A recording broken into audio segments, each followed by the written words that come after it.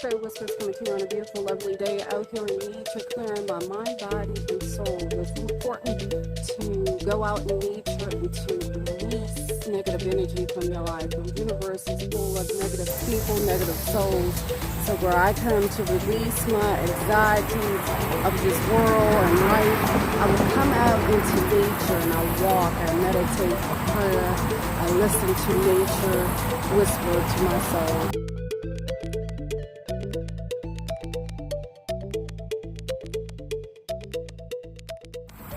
Echo Soul Whispers had a lovely walk in nature on a glorious, beautiful day out here, exhaling in the present moment of life.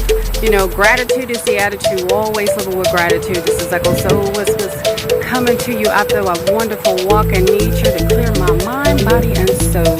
Peace, love, happiness, and joy of the soul. This is Echo Soul Whispers coming to you on a beautiful, glorious day as I come to a closure of my nature walk. Peace, love, happiness, and joy of the soul.